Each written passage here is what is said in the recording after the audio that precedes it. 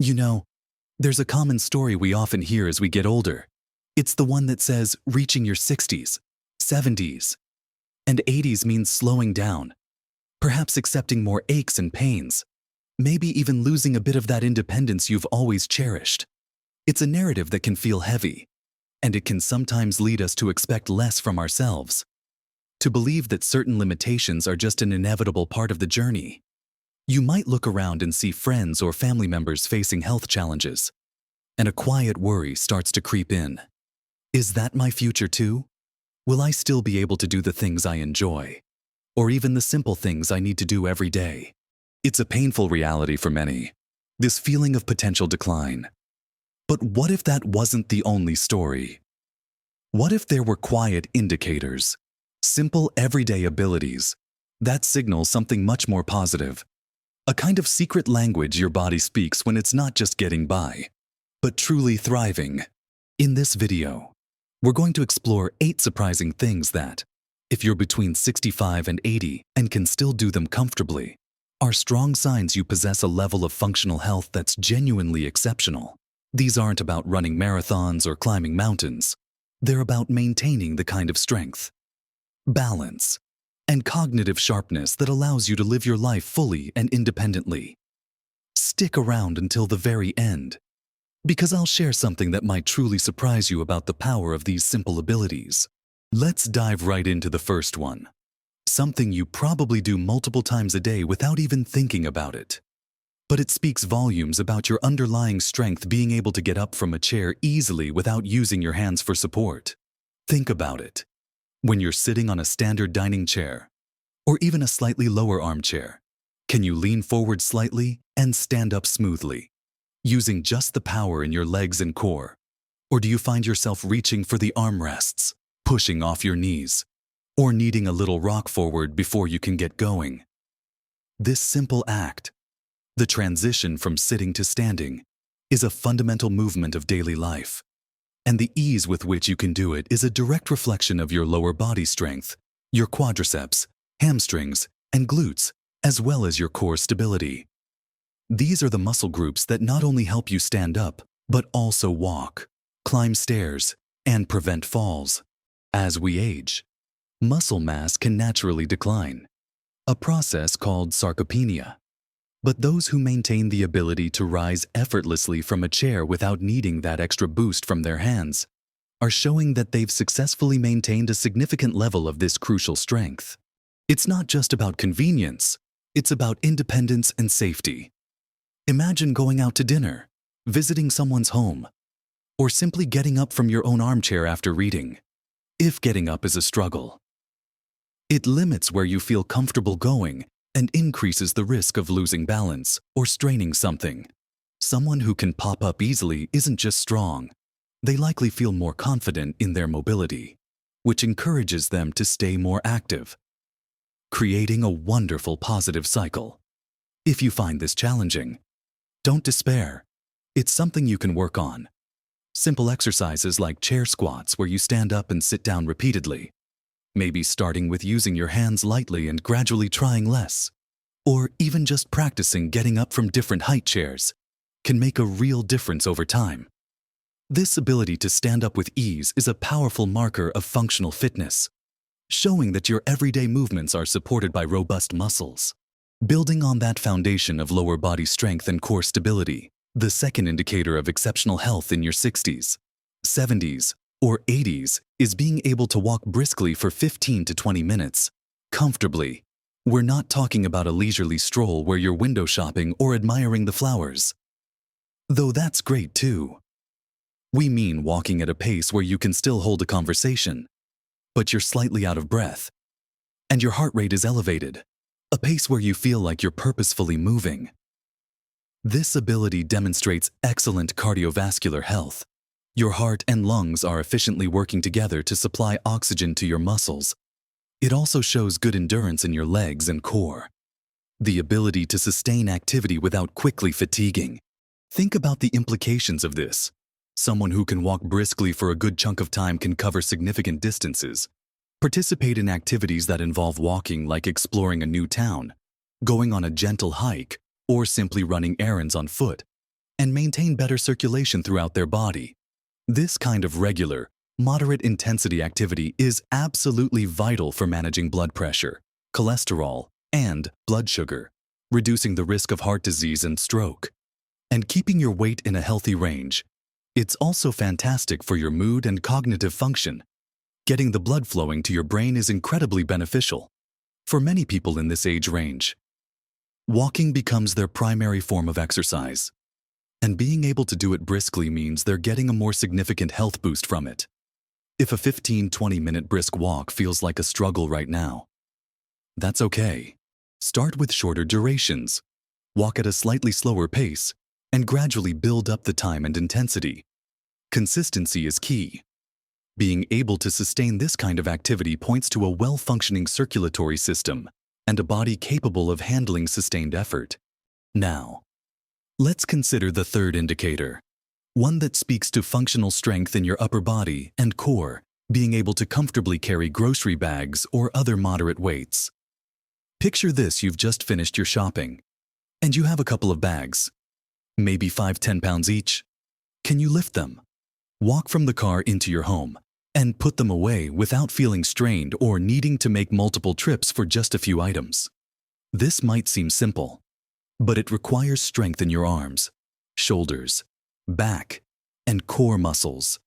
These are the muscles you use for all sorts of daily tasks beyond just carrying shopping, lifting laundry baskets, moving things around the house, carrying grandchildren, or even just managing heavier doors. Maintaining this kind of functional carrying strength is a sign that you haven't experienced significant muscle loss in these crucial areas. It allows you to maintain a higher level of independence in managing your household and daily needs. If carrying even light loads feels difficult or causes pain, it can make simple chores feel daunting and might lead you to rely on others more than you'd like. Think about how often you lift or carry something during the day. A watering can, a box of books, a pet, or even just bringing in the mail. The ability to do this comfortably indicates resilience and capacity for physical work. To maintain or improve this, you don't need a gym membership. Lifting safe weights around the house, like cans of food or bottles of water, doing simple bicep curls or shoulder presses, or even practicing carrying slightly heavier items safely, can help. This capacity to lift and carry is a practical sign of strength that directly impacts your ability to manage daily life with ease. These everyday actions really build the foundation, don't they? Now, let's move from strength and endurance to something else just as vital for navigating the world with confidence and independence: the ability to balance on one leg for at least 10 seconds. Try it right now. If it feels safe, stand near a counter or sturdy chair for support. Lift one foot off the ground and see how long you can hold it without needing to put your foot down or grab onto something. Can you do it for 10 seconds? What about 20? This simple test is a powerful indicator of your balance system's health, which involves coordination between your inner ear, your vision, and your proprioception, your body's awareness of where it is in space. Good balance is absolutely critical for preventing falls, which are a major cause of injury and loss of independence in older adults. Every step you take involves a momentary period where you are balancing on one leg, stepping off a curb, navigating uneven pavement, turning quickly, or recovering from a stumble all rely heavily on your balance abilities. Someone who can stand steady on one leg for a significant amount of time has a much lower risk of falling and is likely to feel more secure and confident in their movements.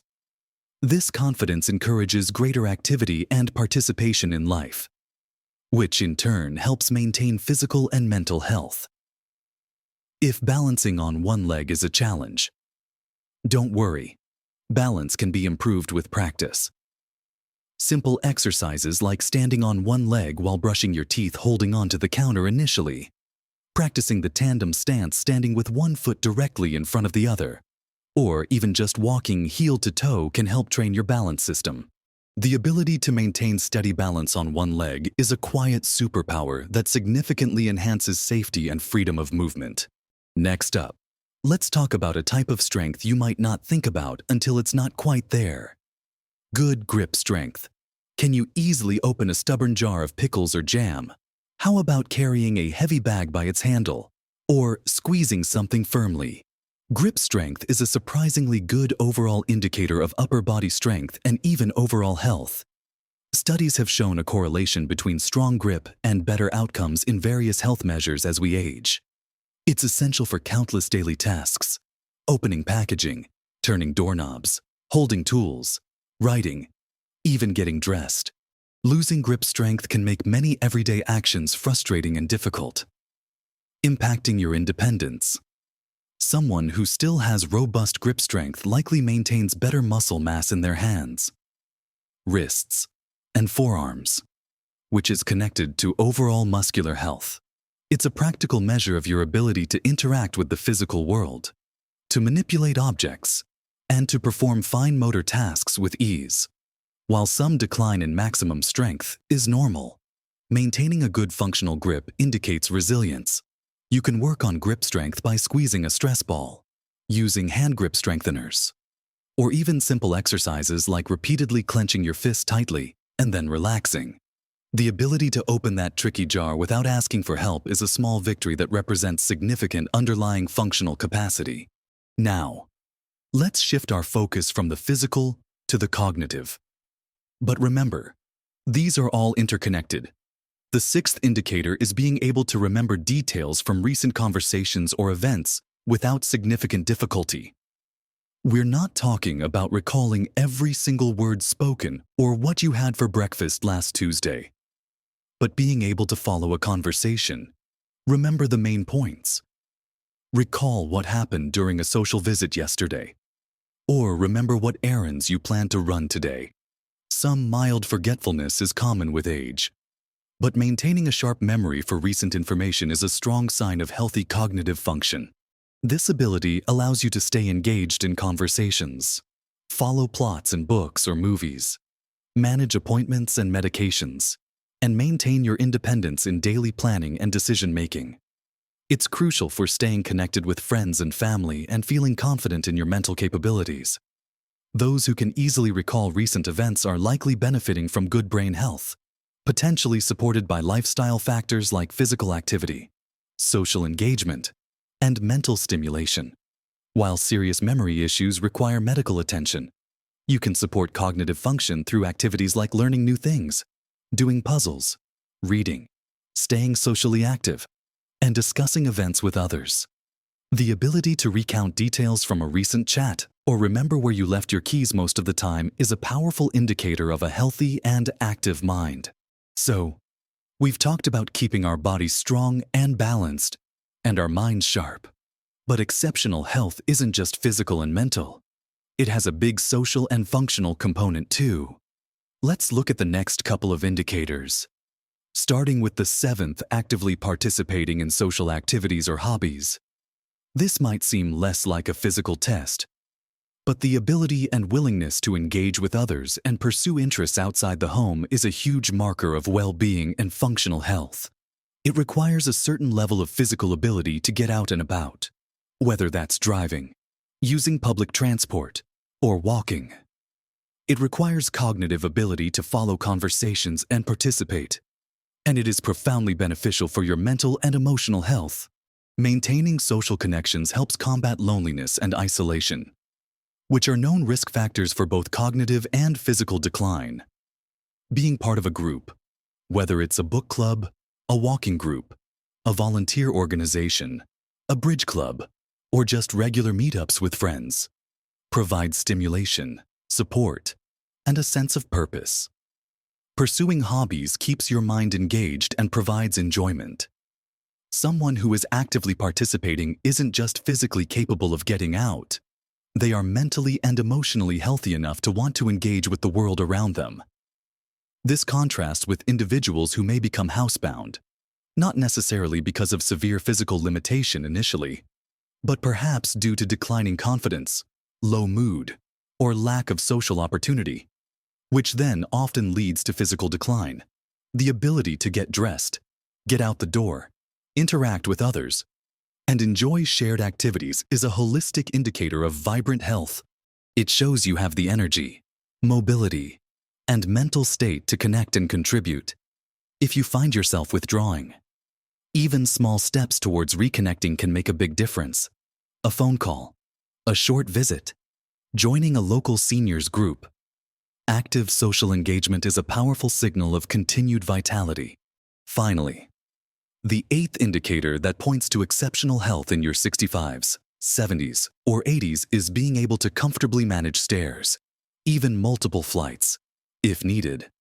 Think about everyday situations: visiting a friend or family member who lives on an upper floor, navigating a building with a broken elevator, or accessing parts of your own home. While elevators and single-story living are certainly convenient, the ability to confidently and comfortably walk up and down a flight or two of stairs is a significant sign of functional fitness. It requires a combination of lower body strength, especially for going up, balance and control, especially for going down, and cardiovascular endurance. Someone who can manage stairs without excessive breathlessness, knee pain, or fear of falling possesses a high level of integrated physical capacity. They have the muscle power to lift their body weight repeatedly, the balance to navigate the steps safely, and the cardiovascular fitness to sustain the effort. This ability directly impacts where you can go and what you can do, making many public spaces and private homes accessible to you. If stairs feel like a major obstacle, it can significantly limit your activities and independence. Practicing stair climbing if you have access to stairs, taking it slow and holding the railing is excellent. If stairs aren't an option, stepping exercises using a sturdy low step, or even just practicing standing up and sitting down from a chair can build the necessary leg strength. The capacity to handle stairs speaks volumes about your overall strength, endurance, and mobility, essential components of staying independent and active. Now, looking back at these 8 things: getting up easily from a chair, walking briskly for 15-20 minutes, carrying grocery bags, balancing on one leg, having good grip strength, remembering recent details, actively participating socially, and managing stairs comfortably. They paint a picture, don't they? A picture of vitality, independence, and truly living life to the fullest. These aren't about chasing youth or avoiding aging. They're about maintaining the practical abilities that allow you to continue doing the things you love and need to do on your own terms.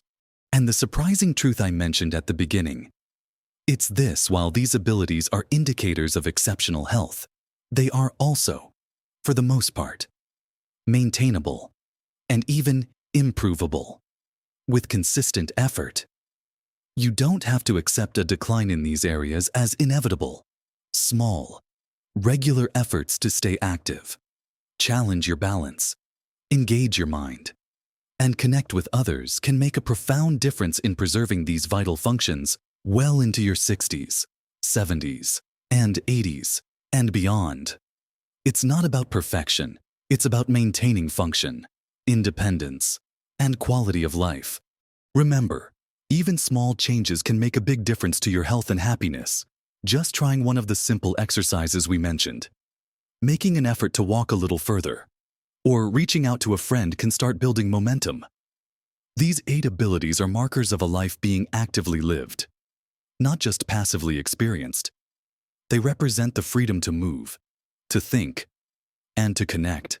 Which of these 8 things do you feel strongest in? Which one do you think you could work on a little? Share your thoughts and experiences in the comments below. Your insights could inspire someone else. If you found this encouraging and helpful, please give the video a like. It truly helps the channel. And subscribe for more videos focused on helping you live your best life at every age. Thank you for watching. And remember, you have more capacity and potential than you might think. Live your best life at every age.